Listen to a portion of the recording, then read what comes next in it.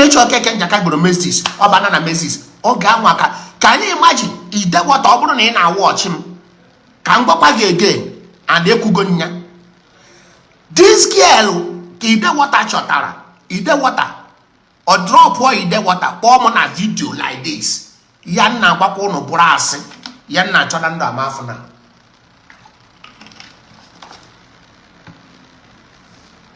etu aka o si drop ide water ritual na motie choje one woman na restaurant. Sharon called me on video like this when I go see that restaurant ide water chojere one woman ogwam na Nwanyi ide water chojere kita na single mother bi na Canada ka ide water na chojere o recorded that video ide water na that woman no but ide water amaro Debi Ogechi waya saga. That is why Ogechi when I did what I'm buying and I want to saga. After drop or ya coin or chojere. On yawa by the video like this. When I go send the woman, send on ya single mother. Ide water na a date na Canada. I want you to pay attention of blackmailing of Sharon. This video now, authority watch Charia here in Abuja. Where she saw this girl have been blackmailing people. And see, this is her work. Blackmailing our people. Up all or singing everybody and Nwanyi aja like ya, everybody and work aja like ya, or record all good way. This is her character. Kush authority have listened to this video. I play it at the authority. So she have been blackmailing people. Say yes. She have been blackmailing people. Oh yes na case la me mega arrest. Then in kaku na me arrest. You know no arrest na tum. Nko wa tele nemu RIP. Then we them RIP. Their family RIP. Their family HIV. With them my international pass. Arrest. Do you know why I don't respond for that? I'm a non-query na because you are not well. Ngoma duone record mwa blackmail mwa. Then my parents HIV. Then my parents RIP. Okay. Then my wunyem HIV. Seni ye memu arrest. You must be stupid. You are not out of your sense. But I'm not this road. Corner we cannot cover fear. So why do no problem? Corner cover fear.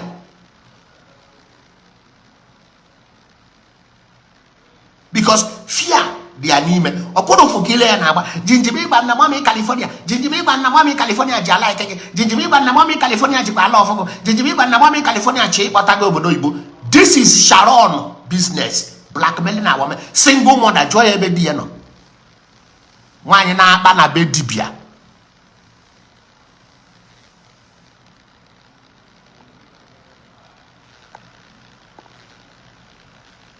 Nwanyi na akpa na be dibia.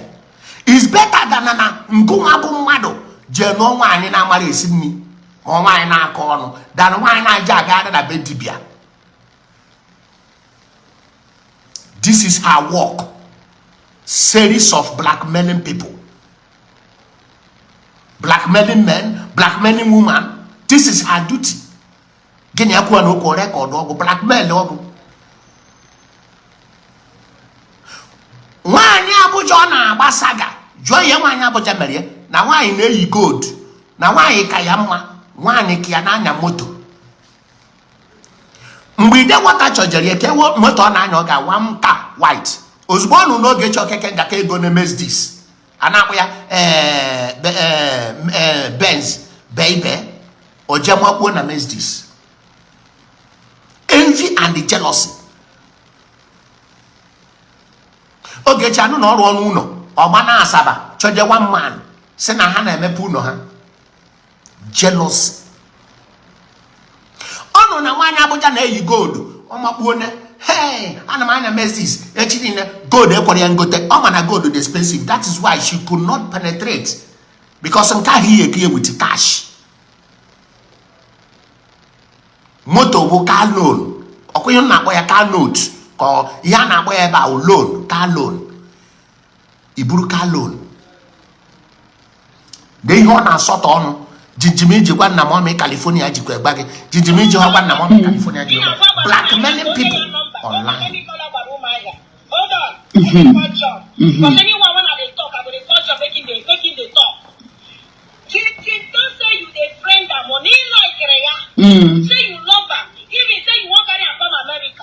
Don't tell her when you they admire her. No tell her jinjinji. GLC baby, no tell her jinjinji. I may admire. For those of you on the channel, son, who are coming here, Omega a series of people. And even people nyanya put on na morodo. The day Fiona or Ogechi Benko send the area message. See an Arab on the ya tafufu. Nkechi where will the message we post on Facebook. Sharon called me immediately. Do you know what she told me? And nano nkanya na ebiego. Nano nkanya na help kwa. Jesus si na asi na edere Nkechi message. Na ya block gie. She wanted to saga Fiona that time with Ihoji. That is why Fiona ji webo you turn. That saga was Nkechi Benko. Because Sharon can never saga you without holding something or you blackmail. That is what you were making it. Or humble the man. Record or humble the man. Ne play inbox to inbox. Humble the man, I'm a campota. We quick a humble the man you were making it matter. Onyana boyana jinji ne koko na agba na jinji mekwenke jinji meme honka jinji mekwenke jinji meme honka. Very annoying person. No hate no we talk more. Now, una anugo ebe na ekwu ya, wa me California jikwa. Get a number. That is what you told me. So all the way when you they call me, they beg me this woman. Give what time you go back there. Now you they call me, they beg me when you make peace between me and Chacha. I'm thinking I don't have anything against her anymore. When she carry her life, they go. But anything done for a man that I can come out for her, I've been ready. I've been ready for her. I didn't even tell me I know they call her IVS. You told me not to call her IVS.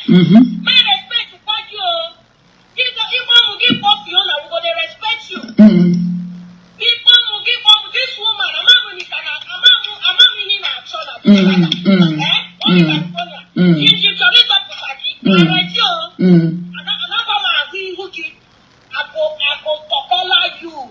Okay, for Niaga Fukiru Mohammed California. Nya Jakasa ya no cause it will go see blackmail the people. Now, only na ana blackmail here. I want you to listen everything Jim so now wanya aro gonogo only keneme dum. I want you to listen. Because you have an idea, we have evidence.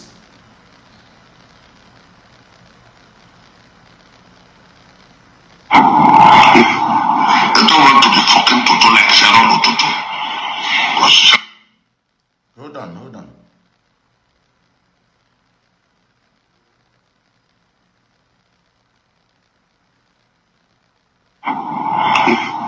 I don't want to be fucking Toto like Sharon or Toto. Because Sharon and Wink, she not get nice. Flat nice with long breast. It doesn't move me. I like nice. I like it when I'm eating food. Look like I want to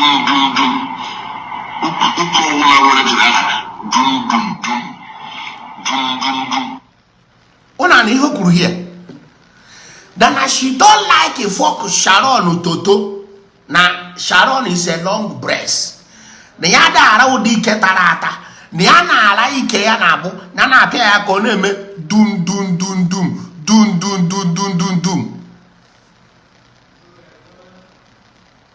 Onya na-ekweri ha bụ onye pastor gbara ya si ya zere nwanyị a maka ndụgụ and your destiny.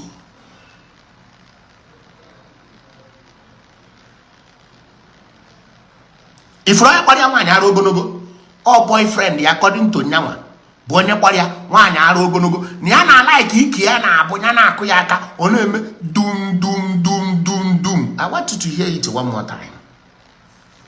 I don't want to be fucking Toto like Sharon or Toto. Because Sharon and Wink, she not get nash. Flat nash with long breast. It doesn't close to me. I like nash. I like it when I'm eating food. Where I rather do.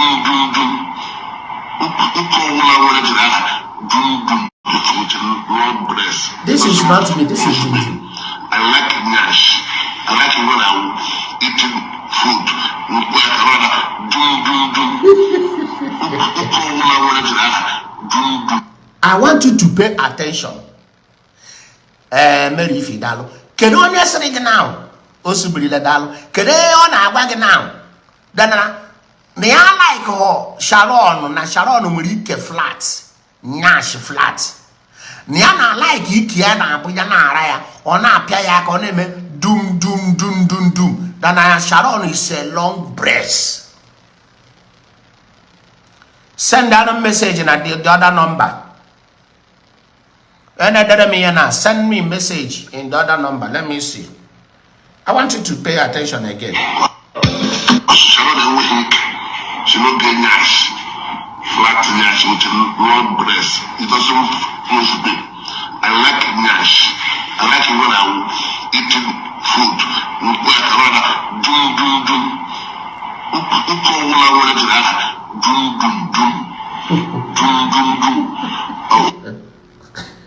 I want you to like Sharon or Toto. wait.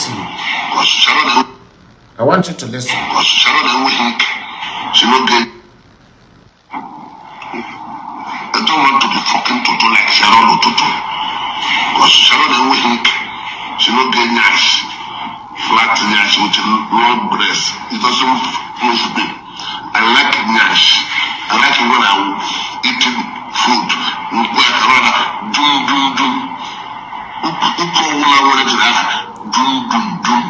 Now, Onya said na blackmail yaw. Ojewa according to video mfukasi.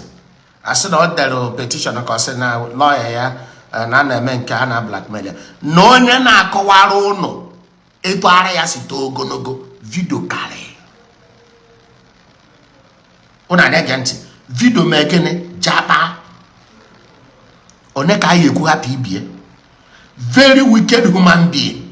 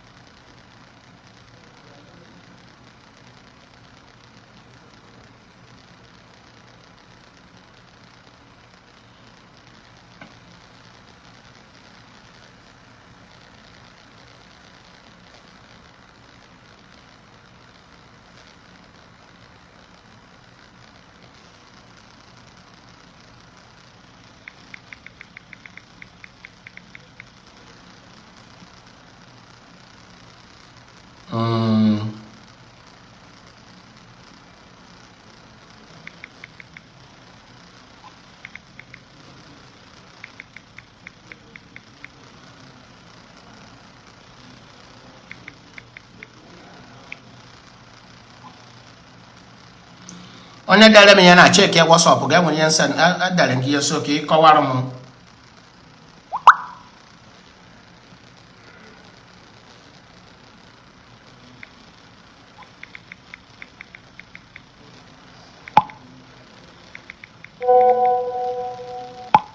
Okay.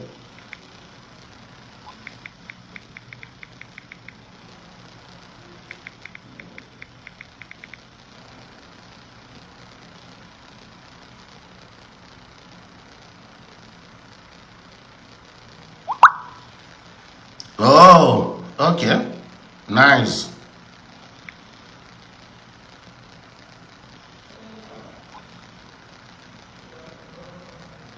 Oh, okay. Now, unanafu the level of you're not commit. Now, when you work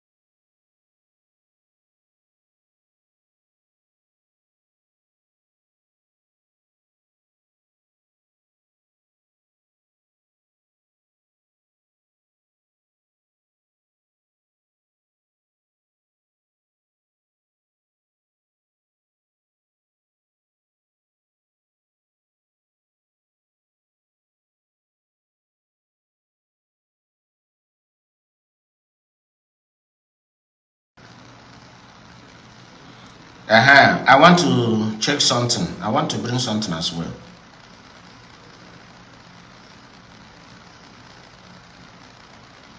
I want to bring something. Now, another thing. I want you to listen to this video. Probably I've not told you why I took my keys to Nigeria. I said there was a time I was so depressed because of a particular thing that happened to me.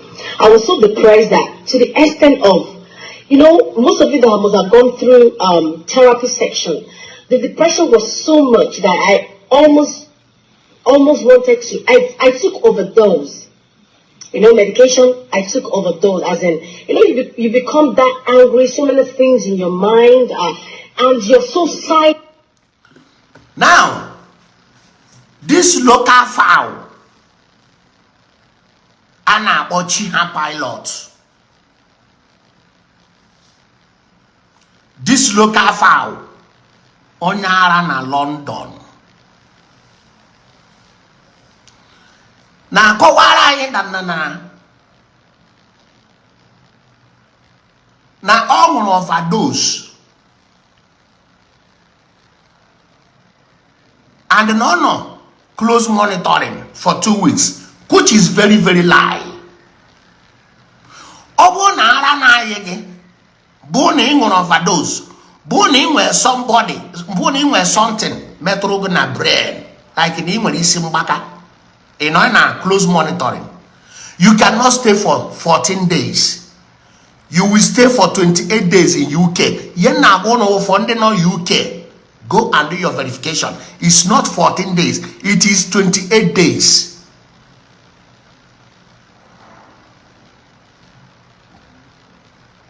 Overdose. How can you have your brain to write to authority? Nigeria, which is very, very lied. If you are sick and they are under close monitoring by authority, they will hand it over to your husband, or authority will take over the children and look after them until you fully recovered. No, I never finish with one Calabar and coming. Side there. Now, at the end of the day, this is full enough for this local fowl. What you have to be calling her now from today is local fowl. We're on them what I say. Now, Mama, there are UK. We're on where Naba to Nigeria, which is very, very light. How can somebody not under monitoring, somebody is sick? Who will authorize? Where is your husband? And you said that Nana, you are not talking to somebody while you told us that you have a husband. Does that mean that you are lying to public? Why are you lying that you are not talking to anybody? Where is your husband? Why are you not talking to your husband? The problem this idiot has is this: authority is with the children. Authority for until will 18 years. That is when she will have order over those children. And until today, she have never yet recovered. Now, you lied to public that Nigeria. What is holding you from traveling to Nigeria to see those children? And they are tackling PJ. Knows room ways. What about the one up on Nigeria? Have you traveled to see them? But you want to also. You lied to public that Nana Mama gave Oromo step out of Heathrow Airport, which is very, very light, and they never visited those children for how long? Don't you know that you are the first liar about the children here? The same UK in our authority, the same UK came where to us now your old mother there in a UK where Oromo go where now since over 10 years this thing will happen. What is holding you from traveling to Nigeria and see those children? And what is holding those children from coming back to UK if you have children? This is to prove you people that this girl doesn't have any child. put me right. Because if you have children, this is over 10 years, those children are supposed to return back to UK. Why are you not traveling to Nigeria to see your children, as you said? And they are fighting PJ over her children. If authority asks you, what about the one you said you have that traveled down to Nigeria? What is delaying you from going down to Nigeria and see them? Local far, a mad person. A mad person, na Beria Grand. Somebody did go registered. Do you know what marvels me? These people, they are going to come up and then I come mad on. In a come mad on, but you in a court case, your husband could not follow you to court. Non so London, we volunteer with a lady, we so we to that court. You blackmail also than the lady Gary help go na also 19. Madness. So for some of you, and then I'm trying police. I want you to see the red flag here. If you call police 20 times, police cannot arrest this idiot. You say this local fowl called Geraldine. She is a red flag in UK. If you call police to her, police will show you the red flag, madness that is in the record. That will only ask you to do what? To block her and move your own. How can you lie that your mother come to UK and took your children down to Nigeria and they never traveled to Nigeria for over 10 years and they meet those children? But you are here every day. Now what PJ? Where are your own children? You first lied. And you lied to us that you are a solicitor, neighbor lawyer na UK during Ogechi Okeke Njaka and the Emeka court case here in Abuja. You told us in a firm neighbor lawyer. Madness is very, very bad. Look at what somebody is talking. Island, you're not speaking to people, and then you feel that your world is crumbled or is crumbling.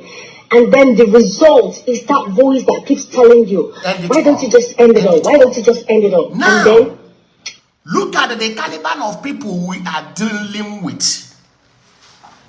Somebody and I say end it all, end it all, end it all, end it all. And you people are still responding to this animal, a mad person, a local fowl.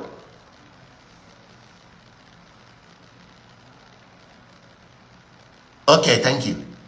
Are you listening to this mad dog? What she is saying? You are there asking PJ, this room is Geraldine, what is holding you from traveling to Nigeria and meet your own children that you left since 10 years? Since this video is over 10 years. Thank God you went to your this thing today and wrote that the video you made over 9 years ago. So since 9 years ago, you never brought your children back and you never traveled to Nigeria and see your children. And you are bringing mouth to PJ fashion now travel 2 times every year. Look at as old as you are. Are you not ashamed of yourself? Your own mother instead of hey, fascinate another gun. Hey, fascinate another gun. Look at your madness. On America, your mandria number. Because the woman have looked at you and they see that you need help. Look at how you look. You look unkept. Every day, a woman is begging. One no go under pension. A jago tapa when you may got. Top on social media. Hey, mommy, thank you. Don't you see how that clothes look for? Do you know that Geraldine will wear this clothes now for another 9 years without changing it? Nothing good have ever come to this idiot. Every day you open a garden in UK. Every day on a garden in UK. Somebody had to go court case. On a single man, go court case. Go lawyer. She was the first person at go court case through Mofli. A criteria WhatsApp group. No, so London not there. Franco Cole not there, Mother California not there, Olama not there, and so on and so forth. They are donated money. The so-called husband could not afford the 3,000 pounds as of then. The Okrobi idiot brought only $300. Mother California was the person that bring the much money and give to this idiot. See, I chose ever since then, only na aturu ego no inside. Mananya wa na aturu ego na be every day. Look at your nesis na AI. On a face can no. Vom vom vom vom vom vom. Ofeba na plane. Ofeba na moto. One day ofeba di ya ofeba no kuru trailer ria yen. Every day na makansa vam.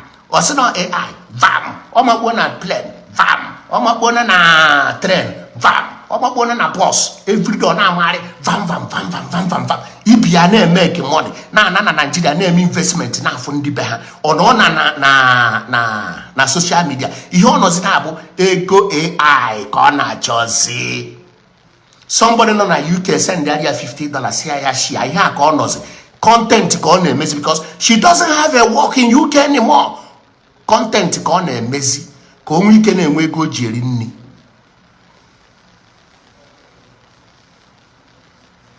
Hunger is very dangerous in that local foul body now. Currently, in a situation on do or die.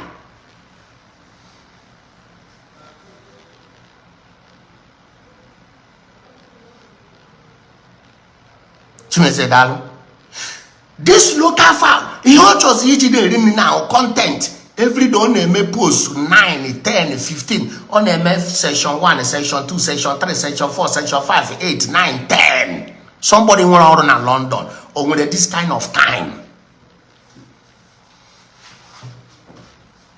Somebody said no we're out in London. And when the time he made video, main road. She doesn't have work. You on AI. Or so no AI. On our cancer. One day, that is the end of your life.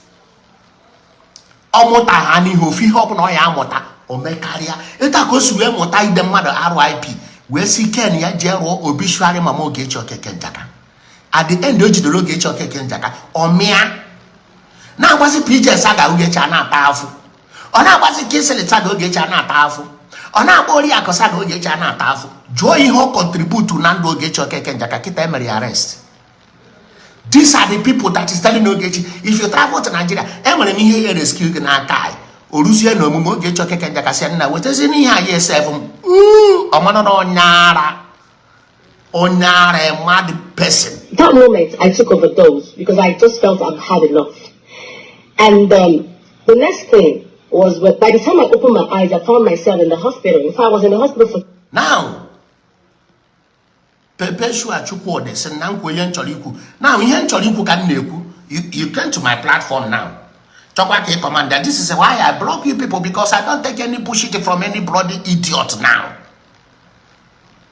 If what I'm saying is not what you want to hear, just skip, go your way. This time, it's not for your own side.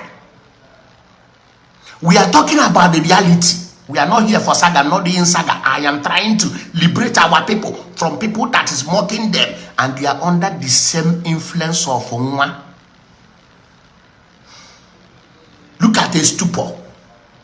2 weeks, I was under close monitor. And that was when my mom decided to take the kids to Nigeria so that she can be with them until I'm fully okay. And luckily, thank God, I became really okay. Me, that as I'm talking today, I'm also a counselor. I counsel people because I've been through that boat. So now,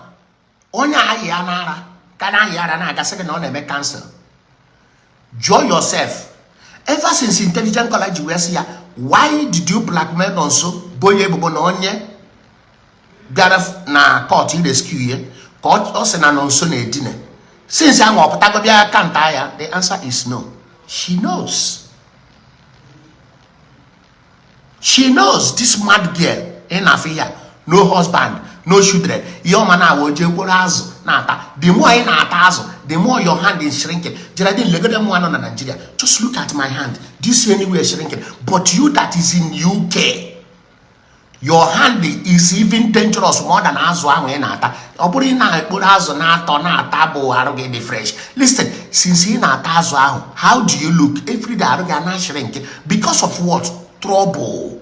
You are not safe. Okay. Now, Ekaite no na problem. Nguwa no na problem. 54-year-old Sagago to no na problem.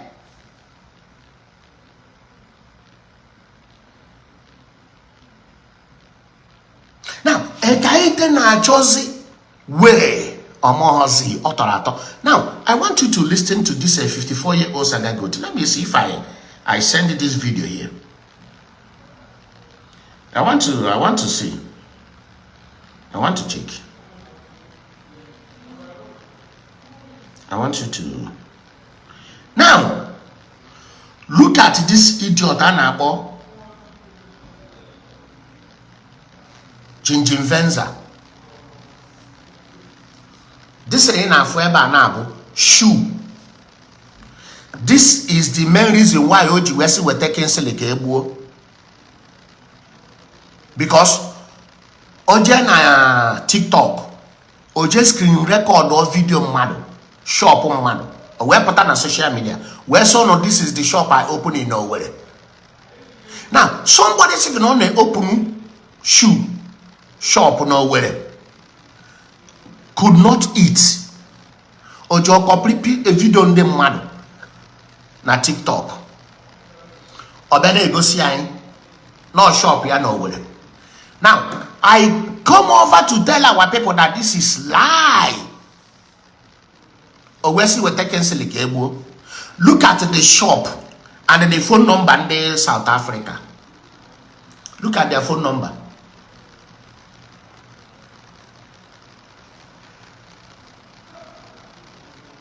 Look at their phone number. No, if you are not seeing it very well, I want you to take a look. I want you to take a look. Hold on a second. Take a look. This is the South African shop. If you go to this thing now, type this thing, you will see them. This is their phone number. Efria, Cape Town. This is shop man. And this guy will come over on social media and be lying to people, telling you people that this is his shop in nowhere. Now, where is the shop? The same attitude of Quimpin. Quimpin, they deceive our people. Now, look at the shop. What's I know shop? Yeah. Now, I come over to tell our people this is lie. Or say, look at shop or shop man. Look at, just take a look. Look at the shop.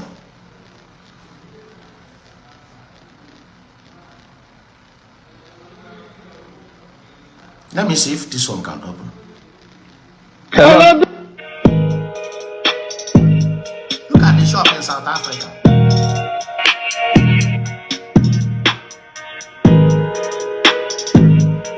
With their address.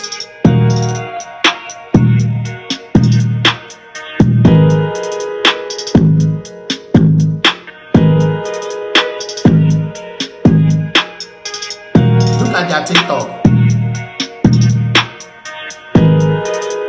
Are you seeing their address?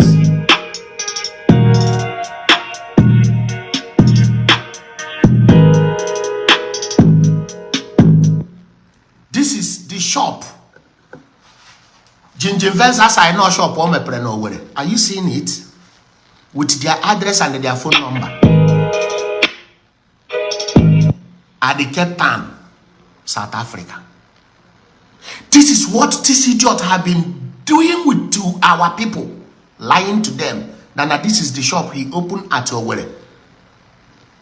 I come across the video on TikTok and I come over here to tell our people this is lie, this is not his shop. Owesi Wetenke will look at their shop, Cape Town. Look at it, Cape Town. Look at it. Hello, babe. Yeah, hello. Useless human being. Of course, on August. 54-year-old Sagago to sign August, no na kwapo nuno. Kedebo kwajere nuno, everything fake. I am laughing at the people. Ndine go anything now. Your house address is at risk. Your phone number is at risk. Everything about you is at risk. Note that yonya nere wa ba fake. Fake. Everything is fake. Everyone go here. Now the network is very, very bad. I don't know. Let me see if I can be the one to request. The thing I don't know. I want to direct. I want to for here get back and send that request. I cannot see you here. Call on a phone. Look at. Okay, let me see. I said then give it now. Check here. The thing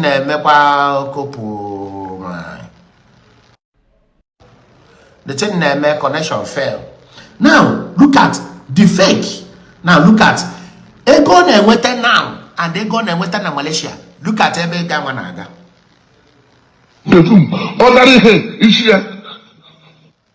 Hold on. Now,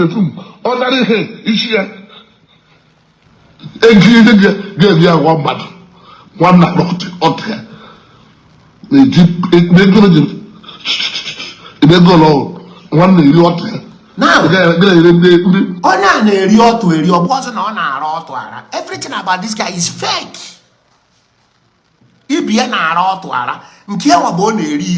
Because he have already fake.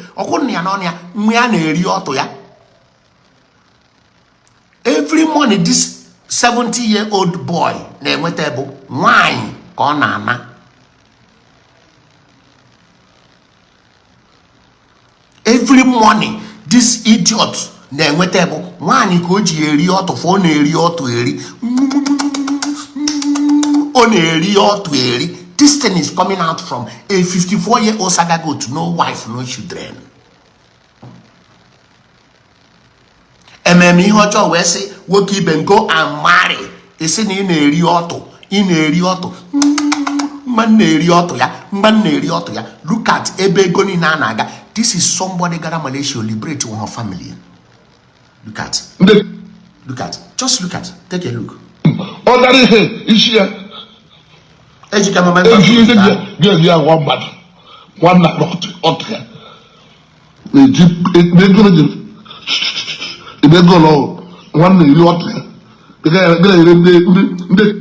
Now, can you business again now on an area to one year? Which kind of business on an area to one? One you're there, what has no be no? Nothing. No, all to cause one nearly, man nearly or to ya. Where's ya? Enya, go and got married. Natana Nigeria, if you cause so, on a be your John Million. Ubru propaganda na anama ara nwunye mmadu anime menka because na agwanya erizi n'otu nwanyi ade eri otu eri na nke ọzọ ọ na-eri onye ọcha ira onye ọcha before. I want to show you people where una money they go. I want to show una ebe ego unu na-aga. Here problem I had you see we're taking silicate. This is the main problem. We're taking silicate. One nerioto ya. Iri buru onwe gị n'ọtụ. Onye iberibe. Nwan nerioto ya. Na ya, na ebe akụrụ ya odumodu. Sharon bụ ihe kụrụ ya odumodu a nwaanyị Kalaba Ekaite. After this old mode, this young man have never received sense. After this old mode, eba ko na akara ka ni one obuna ofuru ori oto ya, one obuna ofuru ori oto ya, one obuna ofuru ori oto ya. Nothing to write home about. Ojekwa na Vietnam, nkueri. Another wasted 10 years is about to go. Naya ba. Naya. Do you know when I made this video? Most of one on Facebook. To 2019.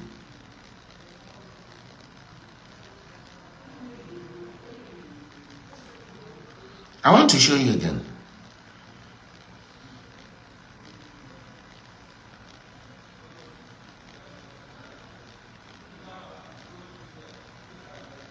God kill me tonight. This is not saga talk. I work with her. I know who is Sharon. Sharon is a demon. Every pastor I send her picture to, they say, hey, this one, hey, no go. This one, I with you. Now with you, no go. Now every pastor. I know who is.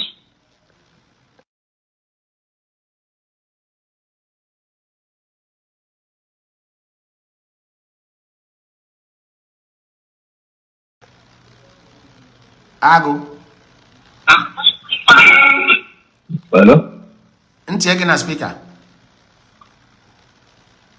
Abuni masigo na abuni can play with abuni masigo now. It's go na kuwe. Dalo. Amaka mere.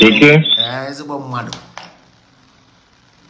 Ifuru ebe worker is no. Good evening. Worker is no na eri otu. Amaka mere gi. Asinkankenege. Dalo. Yes, education. Her mother is from Calabar. Obugodi your face. Yeah? Obugodi your face, Anna, for now. Obugodi the kind of joy now that you see. Preach on. If you don't know where to represent on Wakologanko. Mbano. If you not got to put it issue. Of course.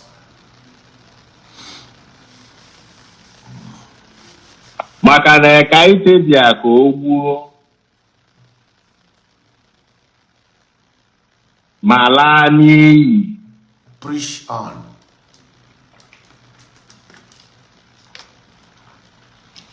Kedu ka nwa Kalaba kaite itru ka mmụọ.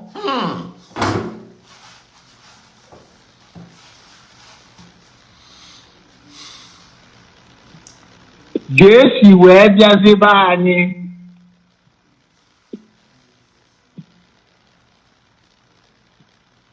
Bịazịa ka ọ na-ehu ozuzu ya ihu steeti. Ifrun. Which we say no For to that. Yes.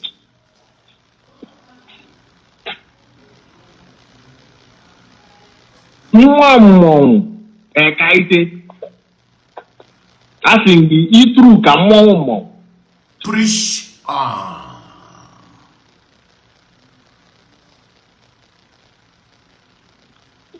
There is nothing else you can do. You have done your worst.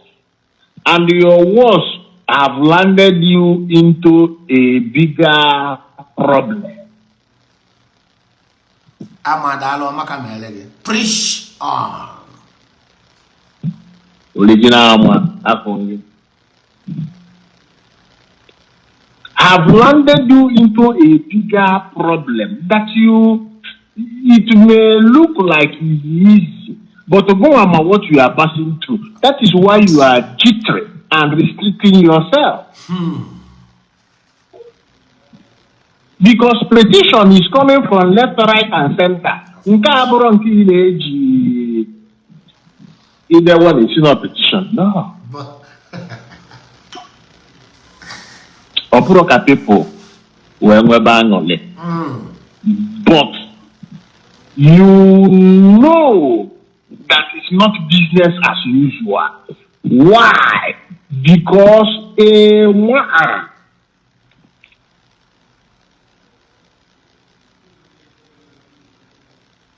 you labeled as a fool a 54-year Antagago that has declared himself impotent. Hi. Translate. From the video he played, he literally declared himself impotent. because he says he's only using his mouth on women VG because he's deep. It's not working optimally. One needs your way. Normally,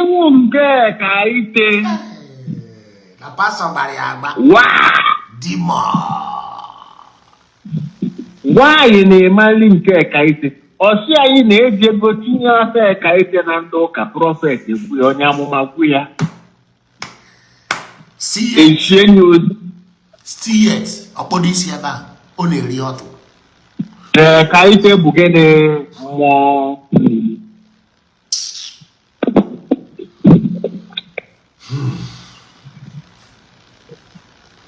What is happening today? If you was to tell a kaite, if you a kaite is a what to tell a fool, a saga goat that you overlooked, that you have downgraded over the years because of his stupidity and foolishness. Look at where you landed yourself. You can no longer sleep and close your eyes every time your BP is rising. When will the police call me? Do you know what these people have done? Your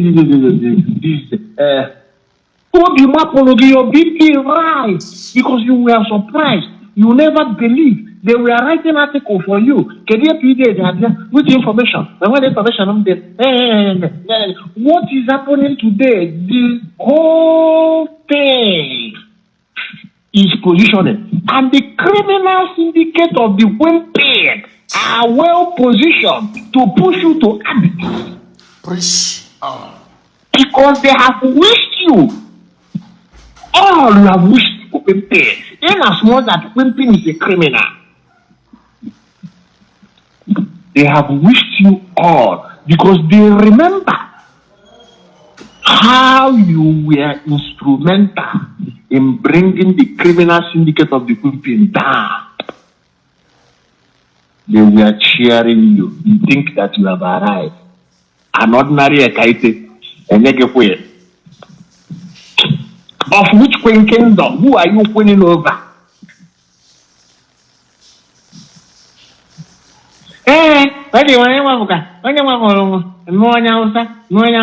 No 10th wife, no 50 wife. Your mother, is it your mother not a Calabar woman? Why is your mother not a Calabar woman? Did your father, an Igbo man, not marry? But you come, you talk nonsense whenever you ever one else. The union that produced you, is it not Calabar versus Igbo? Okay. Preach on. But you come carelessly. Is your mother the first wife of your father? Okay. If you tragedy of woman, if that your father may not be or is not the husband of your mother. Because it's not Calabar look, out of that thing, the marriage was not formal. I put time upon. I think I began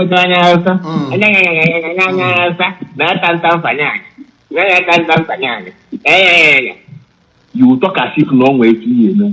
An ordinary 1987 girl. Oh, my cake, also.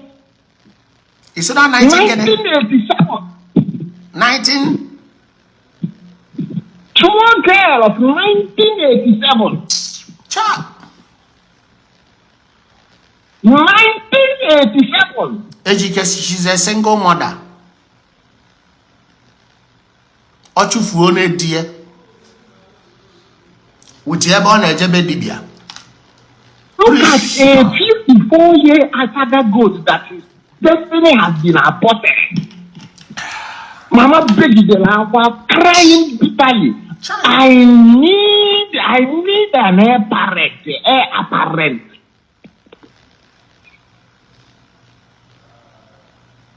Now all of them are shouting.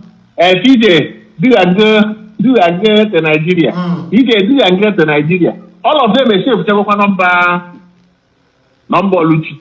Even I'm not here. The 54-year-old salad goat. Can't take a video with woman. All of them want to buy. all of them,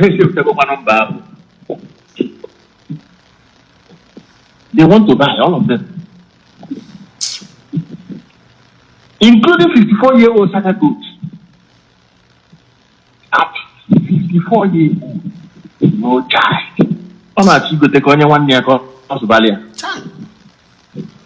The pressure was too much that time. Do you know that the 54-year-old Saka Goods came out to tell people no one in fact she developed Lagos, not getting Lagos. So you know the importance of giving birth. Instead of for you to be using your prick, you are using your mouth. What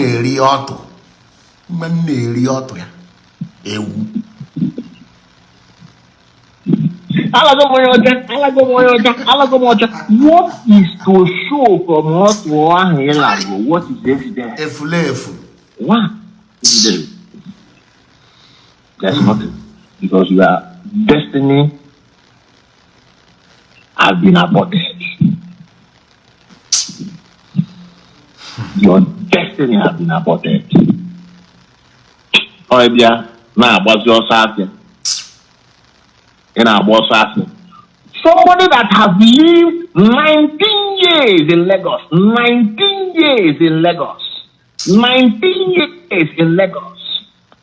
No achievement. 19 years in Lagos, 10 years in Malaysia, 9 years in Kano, 2 years in Kaduna, but still he never been productive in his life. Oh. He has never been productive.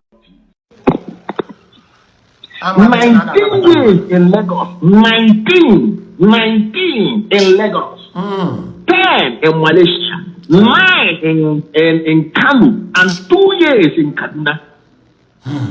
There is nothing to show for.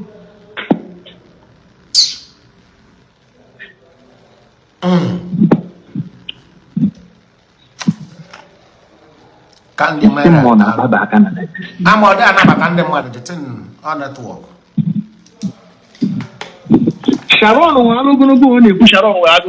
that video, he was fully clothed by Amakadora. Suit. People were clothing that suit. That was when they were packaging him so that he can come back to Nigeria and marry. Somebody in Agaro school, no condition. No, PhD somebody that knew that can the message not function. Only the that cannot reproduce any condition. Do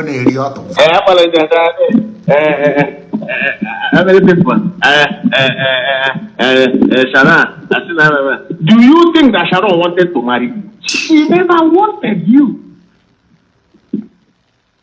Because she knew you were a liability. More than a liability.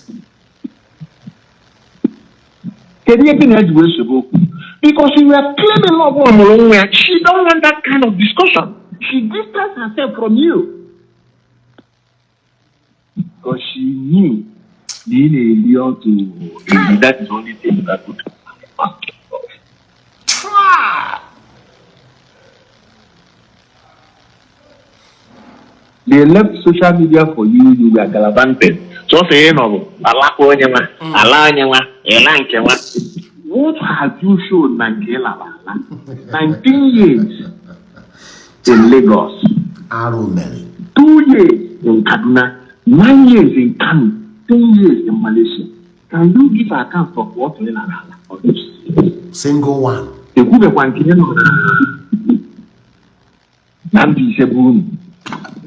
because you spent several days in Namibia. Doctor of the eye.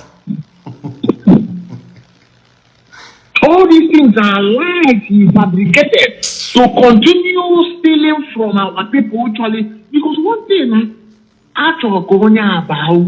there was passion. People brought out money.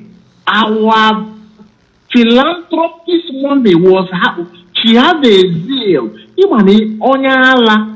If I had a monyala, the thing of the name, she wants to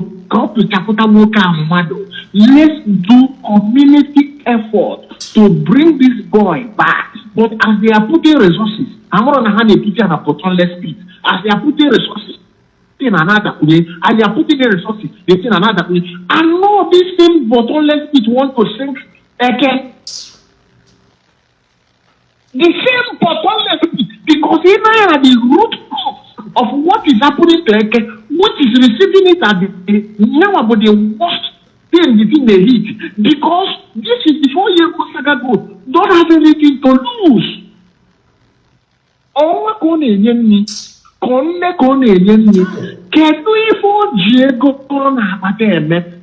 don't have anything to lose. Even if he dies today, he died like nothing, like a fool. Nothing to remember. He's living for nothing.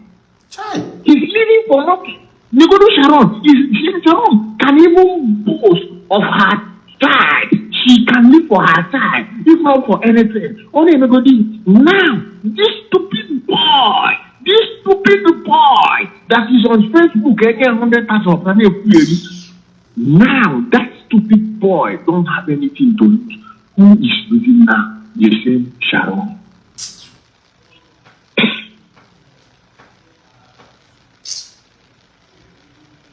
I know by now that she will be regretting her life. Why will I join this stupid boy in the first place? Sharon, they regret. If you're not Basarum, the root problem of Sharon is pure jealousy.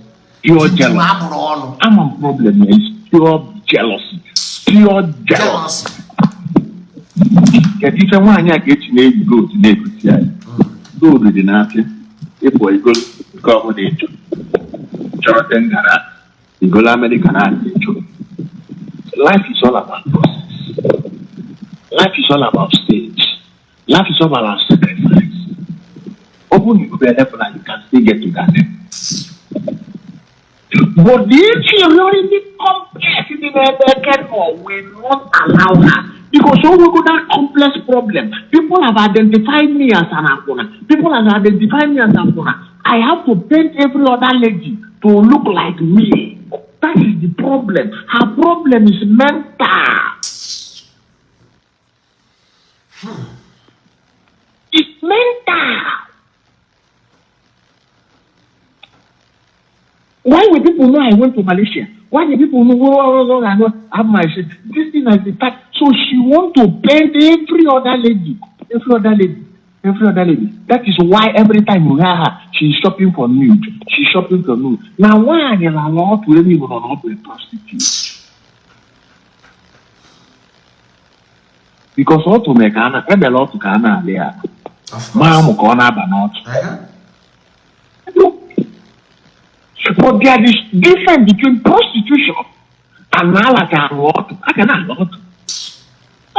a lot. Because that is what it's meant to do.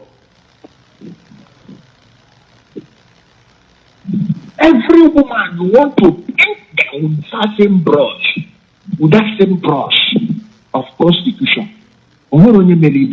Nobody did that to you.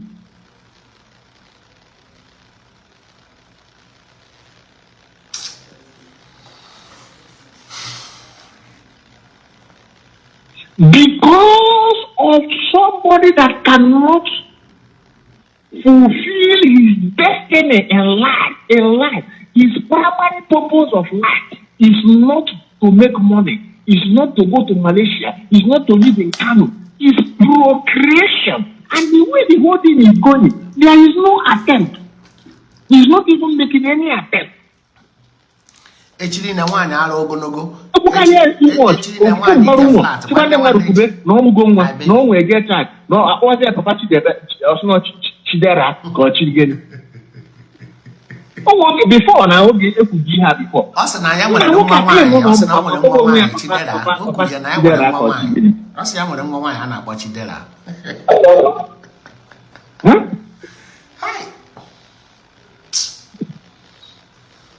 Open on Facebook, you will see a lot of the criminal syndicate for the good period.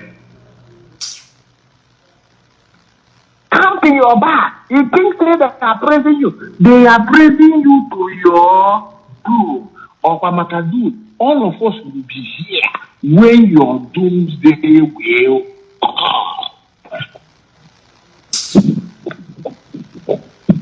The Queen Bee and her cartel know everything that happened to Queen Bee. They were always out of revenge. That was when the Emeka own happened. They quickly went and picked care. And what happened? It did not end the way they want. Because Pharaoh was released and acquitted. No case. But they know they cannot do your own case. Because how that we will have help. They have to push you to our own direction. And you are in fool. You are in fool.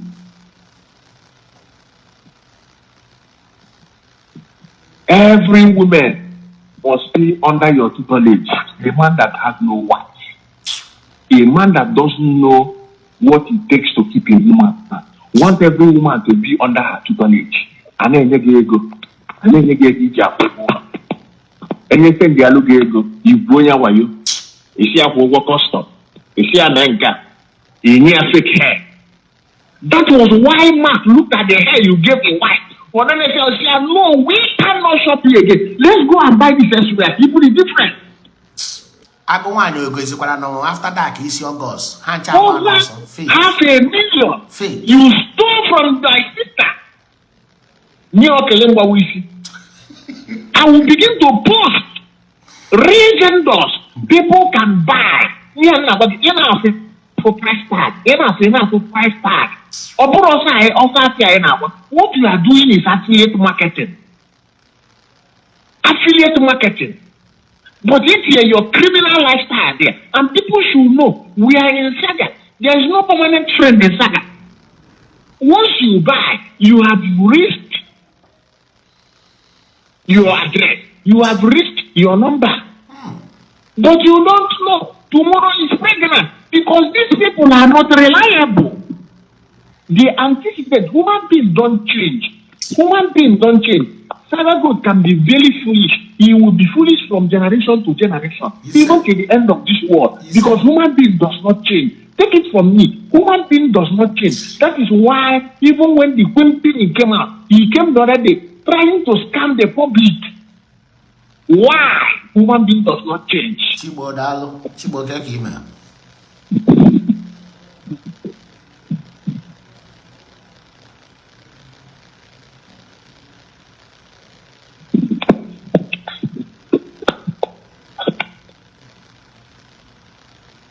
Can you remember when the 54-year-old Sarah Goat came out and said, unu tuwali ego, koja no wine, ono wine onye obodo, we mepe company.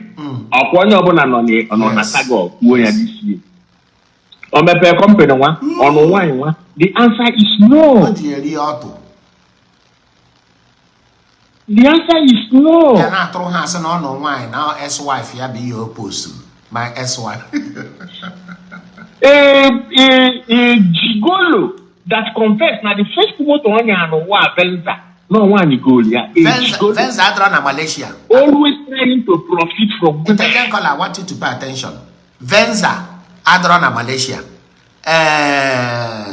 Malaysia doesn't drive American spec. Malaysia nanya right, he nwere Venza. Iya ha nwere a Venza na-eto ogologo dị ka balance. Venza is not in Malaysia. Venza adron na Malaysia. Iya dị na Malaysia a Venza. Preach on.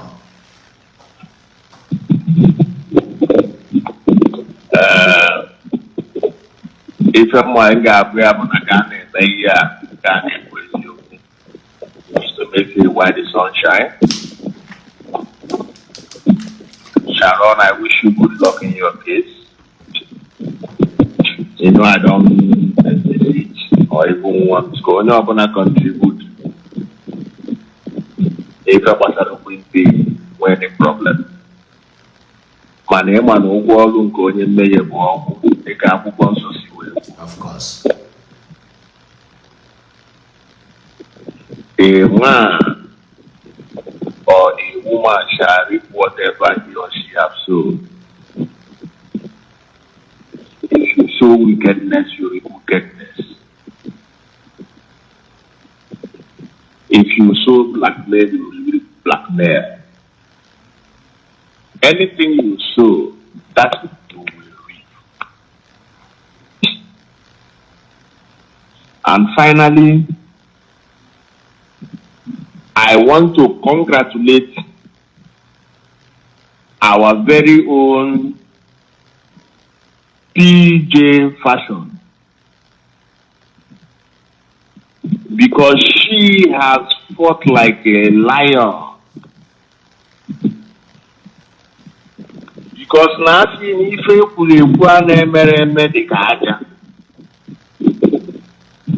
why do I say that she has fought like a lion? She fought because of what she believed.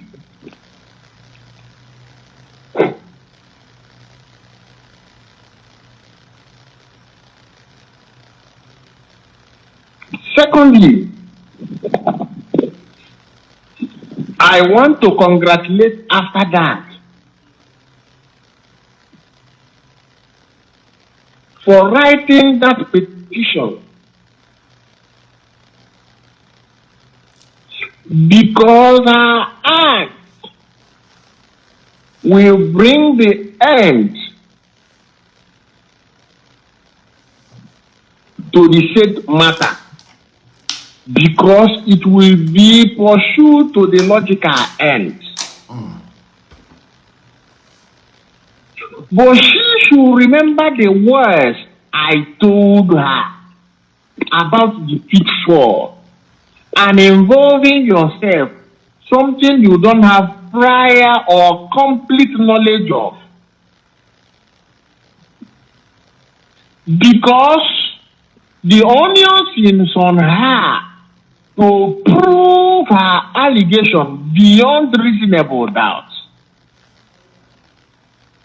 You know, before she wanted to be clever and be cunning, to say that she is relying on the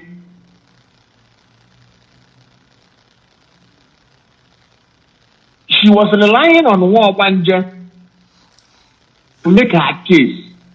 Until Wabanje came out himself to say context. That is exactly what he said. What followed, the weapon quickly went to Owerri.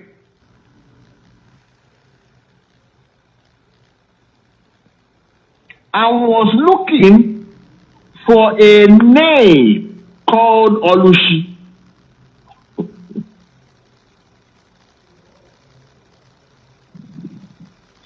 As she was looking for Olushi, she found a name called Olushi. And she sent her transborder criminal after that to go and blackmail this. Video.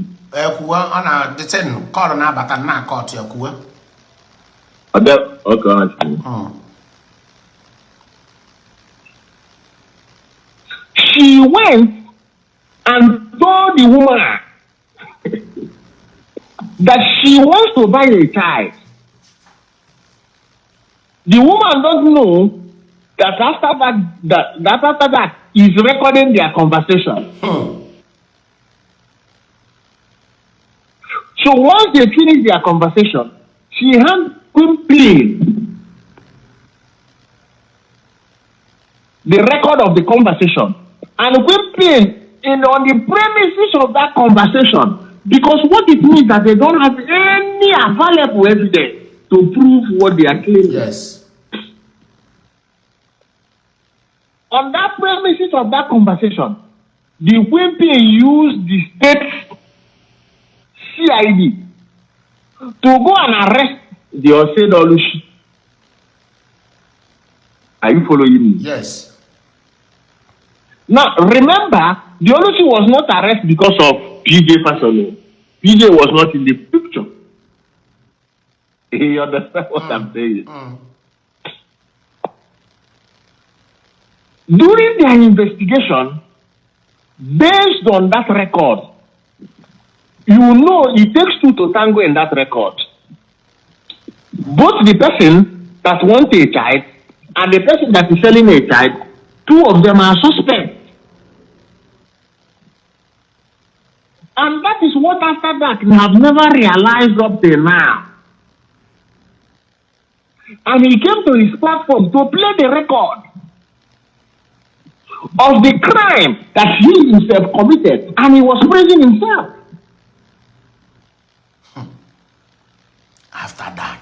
Hi. But he did not know that he is an accessory to the same crime. No. Now, when police arrested the woman at CID Owerri, they interrogated the woman trying to link the whole thing to PJ, which the woman said that she don't know anybody in the person of PJ. That is exactly what woman said. So, police having failed to establish any case on that woman, the woman was released. Now, what I'm telling you, what Mwana Agwagi is something that is a process, is verifiable process. Nkabro, I'm not here to confuse you or to convince you, not to tell you story. I am telling you how it is.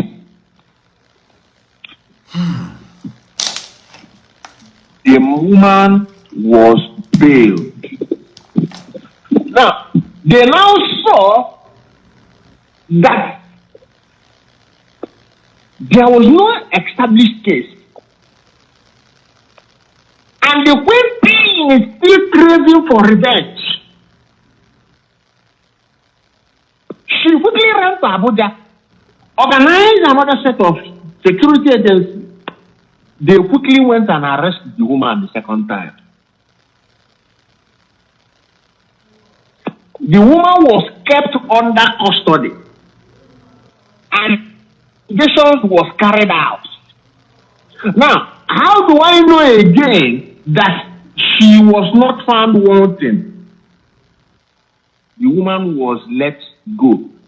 At the evening the woman was found wanting, what they would do with the level of evidence and the allegation level on the woman, they will charge the woman to where? To court. So for the fact they bailed the woman, it simply means that they did not have a substantive evidence to pursue their case in court.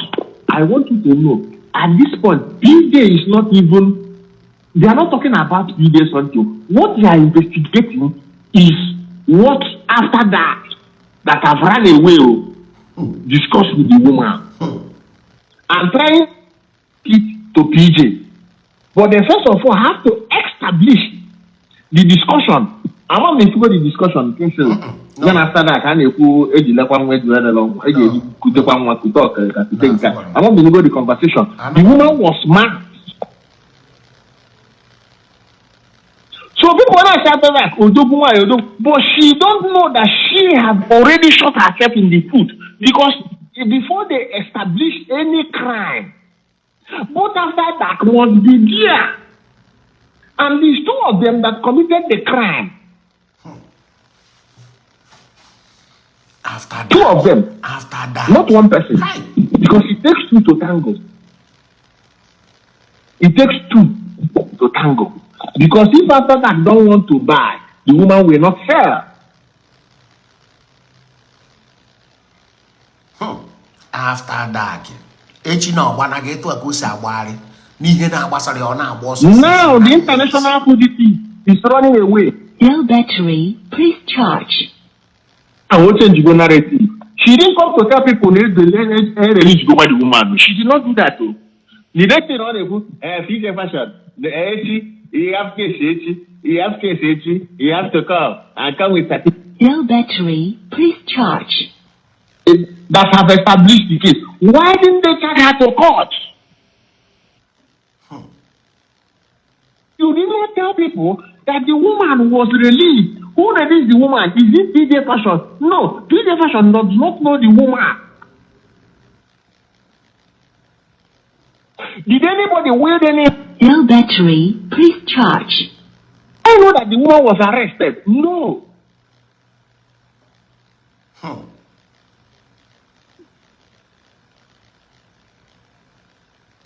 But because the right thing has been done, the woman was released because they found her not wanted. Tomorrow, you say they are looking for PJ fashion. Now, when they were looking for the pimping, didn't you see what the authority did?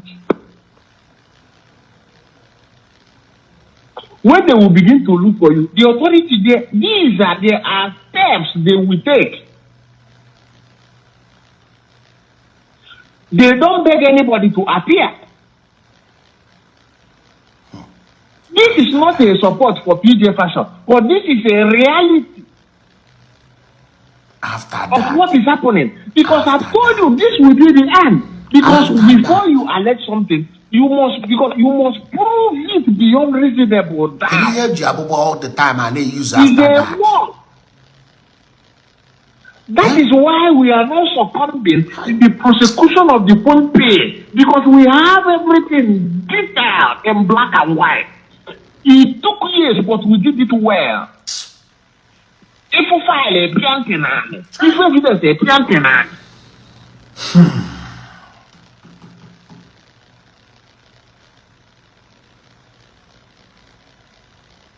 Now what you have to do now, you are not coming out again. And you don't want to tell you are keep giving them hope. No, it's not like that. Even Sharon said that they release go the woman. After Sharon calls you, they release go the woman.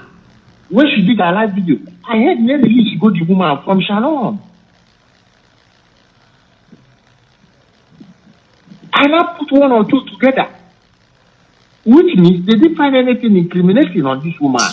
Because someone asked for her, there's nothing. I don't know the one implicate the PJ fashion. The one implicate the PJ fashion. There is no way they can release her. They will charge her to court. Because if you implicate PJ fashion, they have already established a crime. Use after that. Or one night and get after that. It die in a problem. Every time they use after that. Every time they use after that. So it's not all about presenting a program. This thing is much more than presenting a program. It's about not putting yourself in trouble. This is the same mistake Jarade no man. Put on a live video. To accept a crime, no one was weapon. Low battery, please charge. Very heinous crime for her to admit to I say these people, you people have brains at all.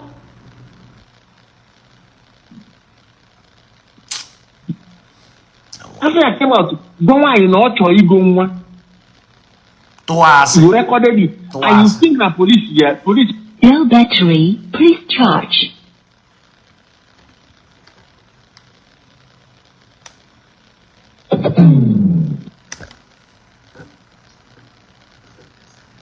Yeah, cool. That is why sometimes if I look at them, I don't manage so much. You know, I only have a wife and a wife of the group not to follow the thought. Because we know the position of the law. I am an brother in this is more than a call of God.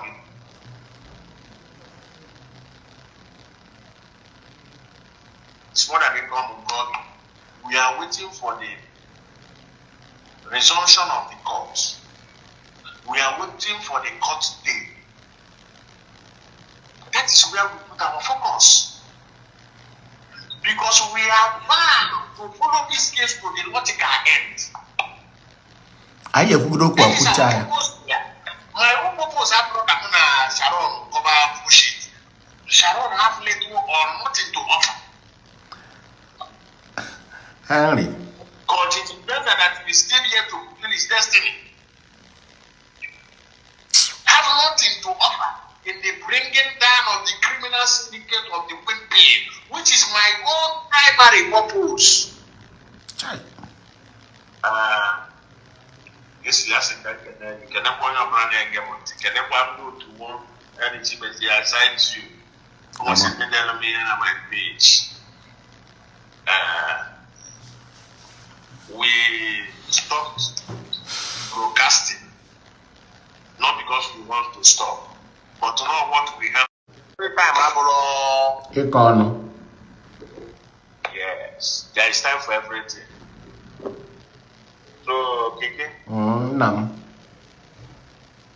I can join on this night program. I'm a camera. I think I'm camera in there. Dalo. Oh, yeah, yes. So, you see, my brother. Thank you so much. Yeah.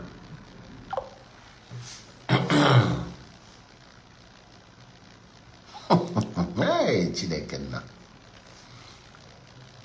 Get them on to air. Mapo. After that, you come and map where only in beside. During the time of Mafia,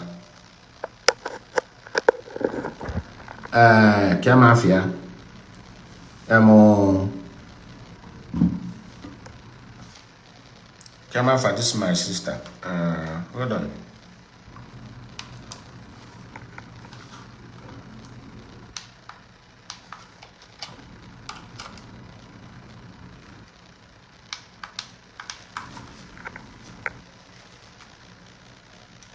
During the time of Mafia, what is her name? Princess. During the time of Princess, Jinjin Venza and the co sent the same after dark to Owerri with Ugebe Naja and the after dark sister and Nwanyi after dark and Chioma. Every day after dark 5,000 naira. And Ugebe Naja 5,000. He would na amari na amu ifeke. Na amari na okuda, amari na uluda, amari na olu niile. Iya na agwa gị ha Ogechi akpọtaghị nwanne ya nwaanyị. Chichi ogbenye ya na ha nọ na WhatsApp group akpọtaghị nwanne ya nwaanyị.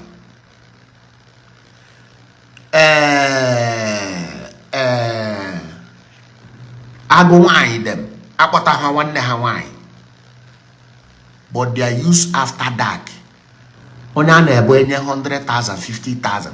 Osi onye m ihe ọbụla ịchọ ka mme etinye na moto ozuzuru ka zombie agagharị without asking herself ihe ya pụta na case ya kedu onye eburu ya.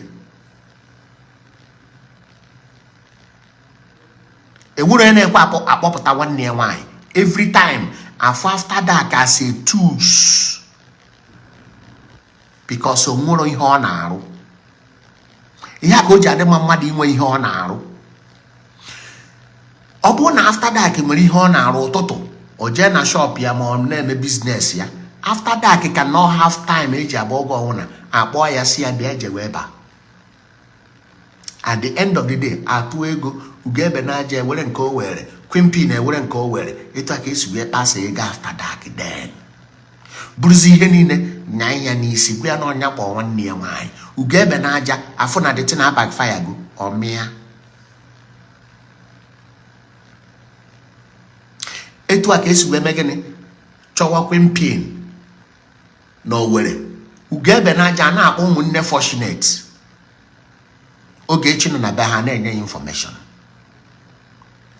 Ugebe Naja wee si n'azụ ka ọ napụ nwaanyị Abuja 1 million naira were voice note gbara according to Nyanwa were voice note gbara Governor Eziokwu. Immediately ọrụ kụrụ fortunate wee kpọọ the same Ugebe n'aja si ya nkunwa bụ onye chọrọ igbu prince ịkpọrọ ndị court nkunwa akpa again ka ediekwara ka ijewe na bem o wee were immigration wee chee bọs Ugebe n'aja na America.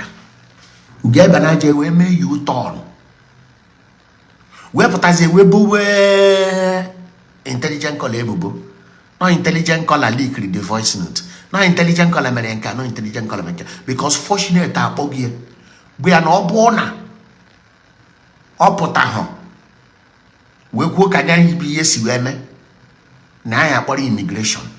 Ogechi Okeke Njaka na fortunate and Geraldine and Kenka ne ku kafia. Alicia travel.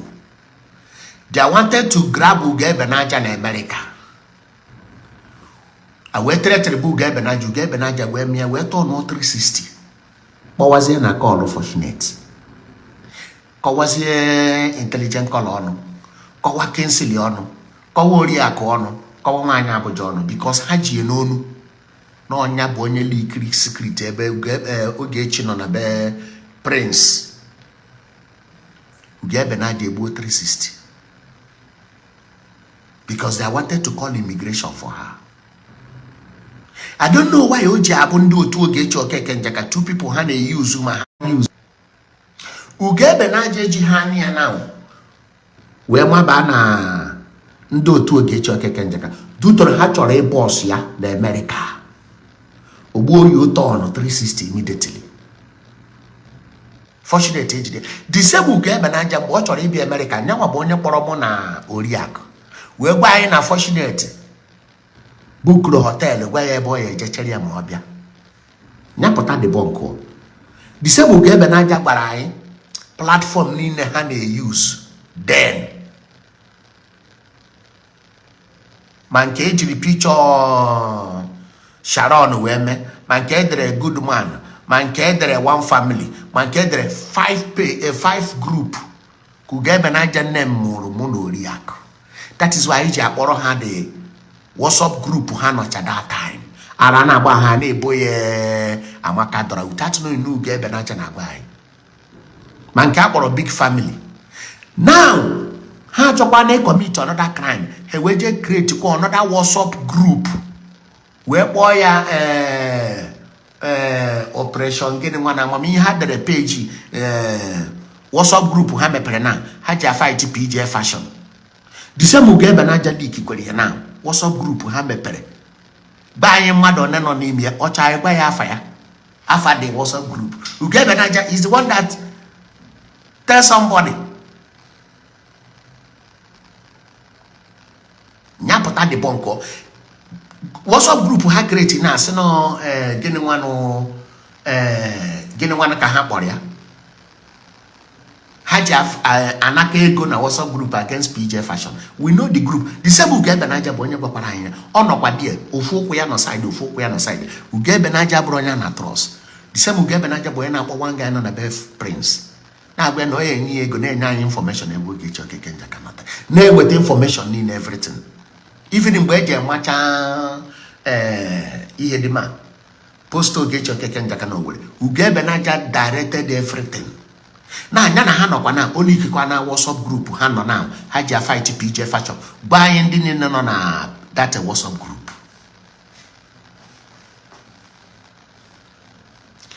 Geraldine na nwa a na-ekwu okwu ya ọ bụ na time dị aka ma i play ro no video the day Geraldine pụta wee mee video wee gba ega ya na-akpọ Bushi mbosi senti Ogbanje na-ekwu okwu nwa a na-ekwu okwu ya na Geraldine pụta asisenti Ogbanje na-eme nkoyiri na ọ na-aṅụ Igbo na ihe na-eweghị iwe ewu because na PJ ekwe ha akpọ ya eje obodo oyibo. That is why ji atụkpude PJ asị na PJ na-abụ gawa travel senti Ogbanje buru nwaanyị nọ na be PJ ebe ọ rentere.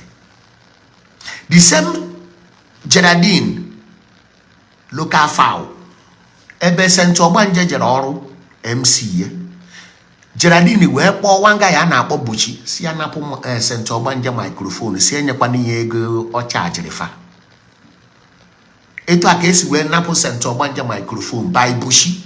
Geraldine send the guy o disgrace St. Ogbanje napụ ya microphone na stage ekweghị enye St. Ogbanje ego. St. Ogbanje wụrụ ụkwụ wee na all the way from ebe o si wee bịa ebe Geraldine na-asị na ọ na-atụ asị nwa na ọnya mụ nwa na-atụkpodo PJ asị. The same Geraldine ahụ na-abụ onye gburu 360 onye mere achụtuo St. Ogbanje na stage napụ ya microphone enye hụ ya ego chajiri for MC work ya. The same Geraldine bụ 360 na sizie na ihe a St. Ogbanje na-ekwu oge a na-eziokwu madness. Geraldine what about ego St. Ogbanje kwesịrị inweta that day ịkụrụ ya ọrụ si chutuo ya na stage si napụ ya microphone. Would you give St. Ogbanje ego ahụ o kwesịrị ime ekide ọkwa okwu nwa ka a na-ekwu den gị na Ogechi and the Kalisus wee sị na St. Ogbanje na-atụkpodo PJ asị because na ụnụ ya nọ that time na ụnụ ya nọzi igbuo U-turn 360 wee siwazie na PJ zuru nwa ezu ngụnwa bụ onye kpọrọ Bushi anapụ St. Ogbanje microphone oge ọ na-ekwu okwu nwa ifuru ihe ọjọọ ya eme ngụwa Geraldine ma nwa ezigbo ọnwụ.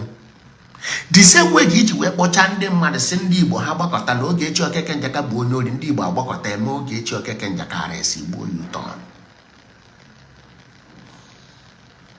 Which kind of a friend you are? Ogechi na-afụ ihe niile ọ na-afụ today ngwa bụ Geraldine. Handwork by Uge Benaja bụ onye na-agba ya ebe Ogechi nọ n'Owerri that time everything Ogechi nwere Uge Benaja bụ onye na-ekwu ya online. Ma mgbe ọ sị na shop Ogechi ebe Ogechi mepere ọ na-eri nri gbara ọkụ na Owerri Uge Benaja na-afụ na ọkụ na nke ọkọrọ kịta na-akpọwa onye na-abịa Prince fortunate treated ya with immigration ibu na ya from America. Uge Benaja na mgbuo U-turn chekwuzie ha iche na o ji anya wee jee ebe a because they are threatening her na onye na-akpọ onye nọ na be Prince ga-ejide Ogechi Okeke Njaka. This local fowl nọ na UK ọ blackmail cha ndị mmadụ ogbuo U-turn obocha ndị mmadụ ebubo ogbuo U-turn. Uge Benaja ejekwu ho fortunate na-akparị Kingsley akparị intelligent caller akparị nwaanyị Abuja na anya ọma ya no because ọrụ aka goda 1 million naira ọ chọrọ ịnara n'azụ ọkwụnụ ga-ede record ebe dị gwa na ọ ya enyekwu ya ego si na ọnya nwa ya kwụ ya dị mọnụ ọ chọrọ onye dị boy 30 or 50,000 ọ bịa nara dị 1 million naira no echi ọsị gị na ya gụrụ criminality na akwụkwọ sọnsọ ebe a na-afụ Uge Benaja ahụ n'ihe ọjọọ ebe a na-achọ ime mmadụ arrest ebe a na-eme assassin. The same Uge Benaja chọrọ igbu Prince with ndị cultists ebe a na-afụ Uge Benaja ahụ n'ihe ọjọọ ihe ọjọọ ihe ọjọọ ihe ọjọọ.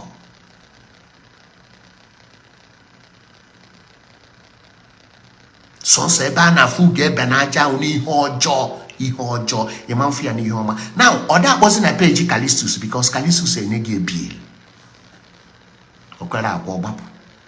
Agwa m ụnụ data na ihe o ji wee jekwu ndị a bụ na onwe ọzọ ebe ọ ya eme kọl na ha ejide gị n'onu ogbuo U-turn kpọwazie kọl na ọkụ adị ova ebe jinjin nọ ọ nachi etekwa ka ọkụ ọsụkwara jinjin problem ejide jinjin na efu ya ọmịa ọgbapụ.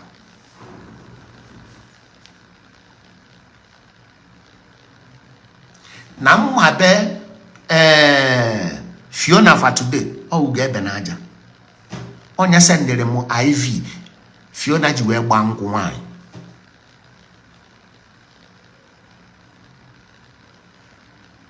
This onye nwụ na afụ Uge Benaja ekwensu dị na mmadụ ihe ọ nọ kịta na ihe niile a na-eme na WhatsApp group Ogechi ha na ọ na-agbafa ọ na-ekwu ya outside ọgwago ọsị gị nke ekwukwe na onye nwakwuru ọgwago ogwugwe na nke ekwukwe na ile ncha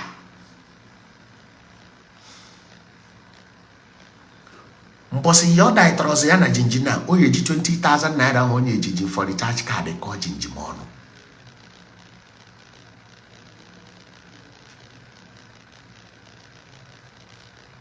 ugebe na aja ị na-afụ na anọkwa wuche Ogechi dị na na-arụkakwa ha na-asụ. How do we know that na ha create a WhatsApp group na kpọọ ya gịnị nwanụ nkezi ihe a kpọrọ the WhatsApp group eji fight PJ na the same ugebe na aja leak it. If you are doing anything with ugebe na aja, you are at risk. You are on your own. Look at After Dark. Every day they use After Dark. One nature also. After Dark, all poverty na me this thing. Abo ya 100,000. See ya. Hey, je wetebe onya no kitana. Je de petition osusuru without thinking the implication. Ihe ya apụta tomorrow. John Jaladin ya. Kedu ya me no kpọtaba ofu nwanne ya. John Ogechi kedu ya me no kpọtaba ofu nwanne ya. Kedu ya me na After Dark akpọtaba ofu nwanne ya. Alicia Trava akpọtọbụrụ ofu nwanne. Every time ugebe na aja and After Dark ka ha happen. After Dark na-agba ọsọ na ọ na-akwọ mmiri. Na mmiri ọ na-akwọ na ozu ọzọ ya because ya na ụmụ ya agụrụ na-egbufa. Jekwana je eche ihe na-arụ ama mgbe atụrụ ya ego. After Dark ahapụ ego atụrụ ya o ya eji wee baa uru. Every time a na-eyuzi ya ọ na-etake risky. One day that girl ya eje nke ọ ya eje one day ama ya mma n'onu. And other Joe, you may check one here. What if Rian is After Dark? Say, Jebuno, no, the mother, Jemen, Jetuebaka, Jena police, Jemen petitioner, Jemenka. After Dark, I dare Chemacomoya, or de Chiachiha, Yana Tosquan, can you Mazi Ayako? Umazi cannot tender age, Nerupo 15 years. Kine take risky. Kebawaha can nana. Almost at school. Every day in my life, in happy pause. Have you said the mommy I'm gonna go make a pause? And when have it after that year, no man pay pause less than 10 times. Every moment I need to stop ya agro. After that, I got thinking my comoya. Omo fusho mako maziama. Ihoma we hope no mazia chorebo haboro because Ofe Lugo as a mother. Can you get more than no mazia they take this kind of risk? Ihe na agbasara go aju After Dark na gịnị gbasara gị na mma na-ekwu okwu ya na nothing. Ịpụta ikporo ụmụ gị kposa na be mmadụ jewara Abuja jewara Lagos ebe ejere gị jee mee nka ikposa nwa gị ide aja ijechi ije a na-anata ọzọ ikere ihe ya akọrọ ụmụazị After Dark ọ bụrụ gị chicken change 100,000 50,000 ka ije take risk chi ka ịgbawa ụmụazị aka nne.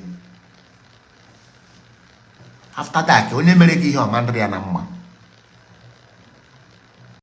Onye mere gị ihe a ọmandịrị ya na mma atọọ. Onye mere gị ụbịam anụghị ihe a